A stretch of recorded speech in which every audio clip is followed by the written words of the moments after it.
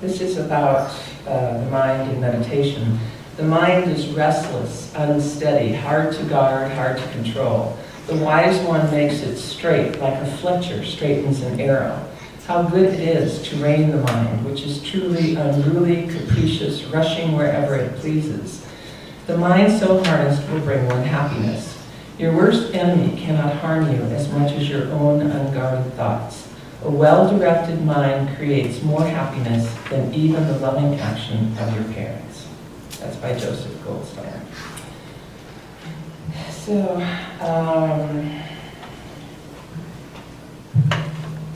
mindfulness also increases my awareness. And in that way, I can be mindful of other nurturers.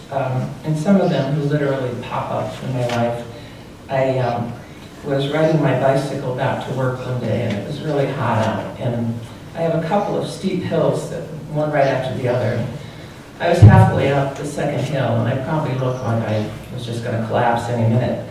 And then behind these shrubberies, all of a sudden, this little Hispanic man pops up, and he looked at me and he said, "You can do it!" Thank you, and I did. I just sailed up the hill. I often think about that little guy, and I thank him. I think when things are challenging, I can do it. I remember that voice. And another time, I was coming home from work, and it was spring, and I was thinking it should be nice and sunny, and it was cold and windy and miserable, and I was just scowling.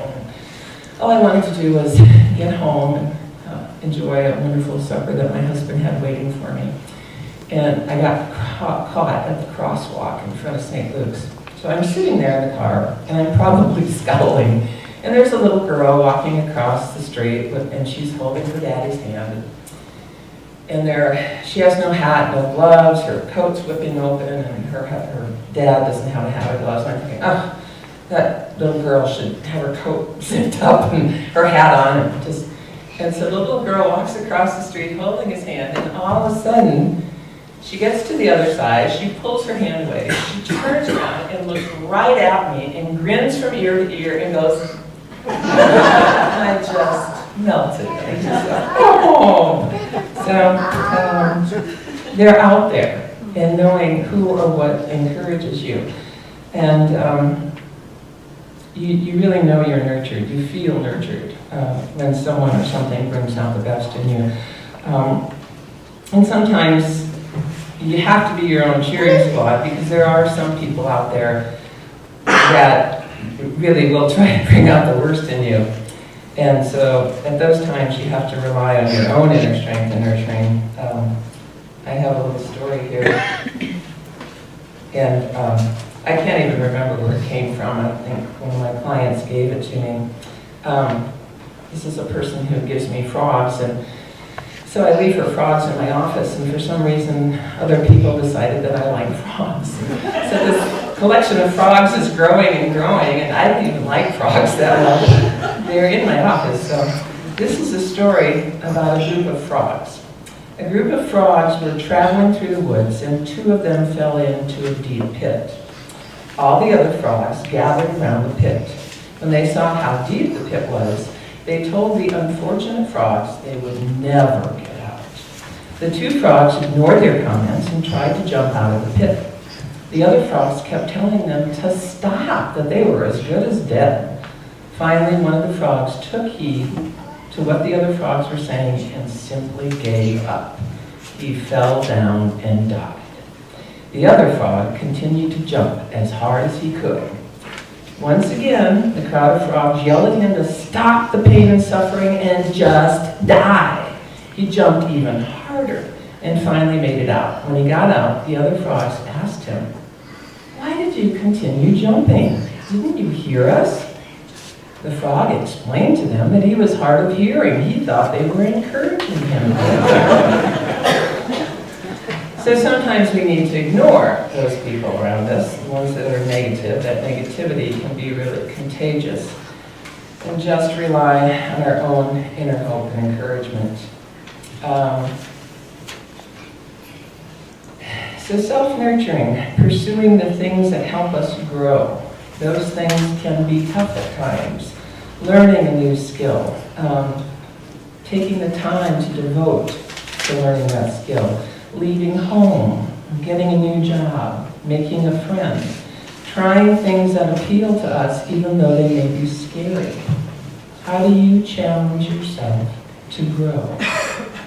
How well do you know yourself in order to know what you'd like to pursue? What is your passion? Being aware of and allowing our feelings nurtures us. You know, as parents, it's very difficult to validate our children's feelings and not try to fix them. And I think as adults, it's the same way, that it's really hard sometimes to just be with our feelings, just have them, and not try to ignore them or avoid them. Emma Children said, feelings like disappointment, embarrassment, irritation, resentment, anger, jealousy, and fear, instead of being bad news, are actually very clear moments that teach us where it is that we're holding back. So I encourage you to be able to acknowledge what it is you're feeling and to be able to just be with it. Some impediments to self-nurturing are, of course, the negative self-talk, non-constructive criticism, comparing yourself to others, trying to be perfect, not protecting yourselves from toxic people or situations.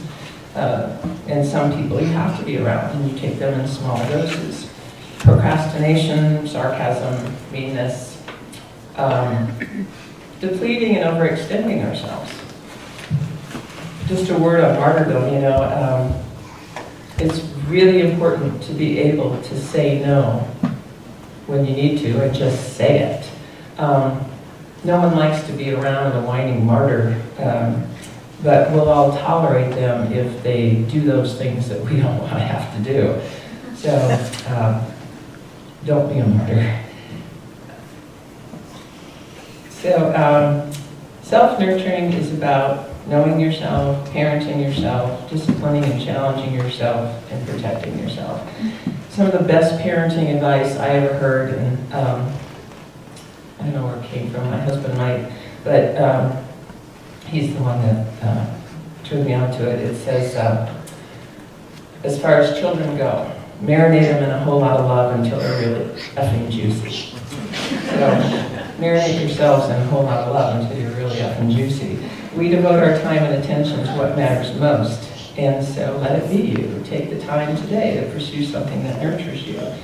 You know, discover what brings you joy, whether that's reading quietly, crying if you're sad, laughing, fishing, gardening, connecting with a friend, learning something new, exercising. And whatever you choose, just remember, you can do it!